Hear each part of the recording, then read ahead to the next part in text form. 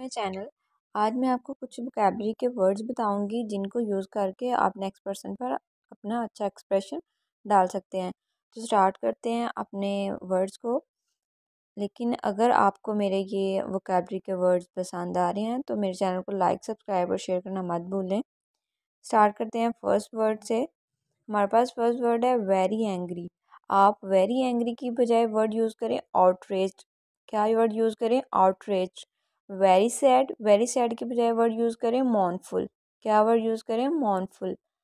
And Hungary. Hungary क्या होता है कि कोई पर्सन भूखा होता है, जब उसे भूख लगी होती है तो हम वर्ड यूज़ करते हैं हंगरी। आप हंगरी की जगह यूज़ करें स्टॉर्मिंग। Very loud. जब आपको बहुत ज़्यादा ऊंची आवाज़ सुनाई दे रही हो तो आप वर्ड यूज़ करें डिफेनिंग। क्या वर्ड यूज़ करें? डिफेनिंग। वेरी लार्ज की जगह आप वर्ड यूज़ करें बिग। इससे क्या होगा कि आपकी जो ये जो आप